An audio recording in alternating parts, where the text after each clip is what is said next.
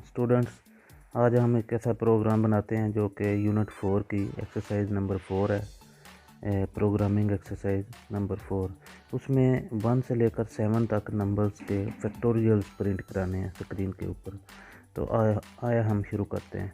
तो इस तरह मोबाइल सी को ओपन करते हैं और इसके अंदर नई फाइल जो है वो क्रिएट कर लेते हैं। ये यूनिट क्वेश्चन 4 की पहले मैंने बनाई हुई है। अब मैं एक और इसी का प्रोग्राम बनाता हूँ। तो ये देखें जी, मैं इसका नाम रख लेता हूँ क्वेश्चन 4 और साथ में लिख देता हूँ फैक्टोरियल, FACT इतना ही रख देता हूँ। और इसके बाद इस फाइल को क्रिएट किया और इसके अंदर सबसे पहले ये एक फंक्शन है, यहाँ पे क्लिक करें तो ये सारे ऑप्शन सामने आ जाते हैं। और इसमें मैं लिखूँगा शार्प इंक्लूड, और ये लिखने के बाद इसके अंदर STD IO,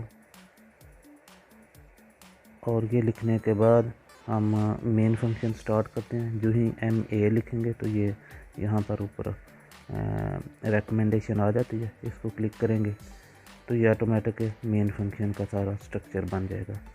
इसके अंदर हम दो वेरिएबल लेंगे, एक वेरिएबल लेंगे I और एक लेंगे फैक्टोरियल। फैक्टोरियल के लिए मैं FACT सिर्फ लिख लेता हूँ, इतना ही काफ़ी है। वैसे दूसरे प्रोग्राम में मैंने पूरा फैक्टोरियल लफ्ज़ लिखा था।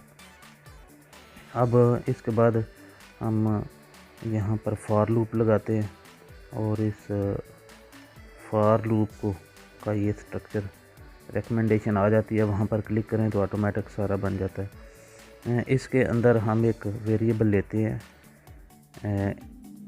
इंट टाइप का n वेरिएबल, और उसकी वैल्यू जो है वो स्टार्ट करते हैं 1 से। और इसके बाद कंडीशन चेक करते हुए n की वैल्यू को हम चेक करेंगे 7 के अगेंस्ट। n इज़ लेस और इक्वल टू n 7। और इसके बाद n की वैल्यू को इंक्रीमेंट करवा देंगे 1 से 7 तक, यानी कि इसने इंक्रीज होना है तो लिखेंगे n++। अब इस लूप के अंदर जाकर एक लूप और लगाएंगे, क्योंकि क्वेश्चन में ये कहा गया है कि नेस्टेड लूप इस्तेमाल करें, तो लिहाजा नेस्टेड लूप इस्तेमाल करने के लिए हम ऐसा करेंगे। अब यहाँ पर वो वेरिएबल जो हमने पहले ऊपर डिक्लेयर किया था I, उसको अब हमने यहाँ यूज़ करना है। तो I इज़ इक्वल टू हम स्टार्ट करेंगे n की वैल्यू से, जिनके लूप में n की जो वैल्यू होगी उसका फैक्टोरियल आया करेगा। तो I is equal to n, और n आपको पता है कि पहले 1 से स्टार्ट होगा, तो लिहाजा I की वैल्यू को हम कंपेयर करेंगे 0 के साथ। जब तक I की वैल्यू 0 से बड़ी होगी तो ये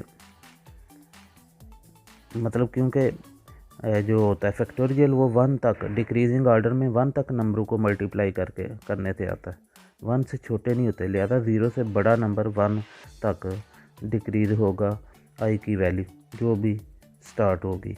तो I को मैं यहाँ पर डिक्रीमेंट कर दूँगा, और डिक्रीमेंट करने के बाद अब मैं ऊपर जो वेरिएबल फैक्ट बनाया था फैक्टोरियल का, उस वेरिएबल को लिखूँगा fact is equal to fact, और इसको मल्टीप्लाई कराऊँगा इस I की वैल्यू से, जो I की वैल्यू होगी, और सेमीकोलन।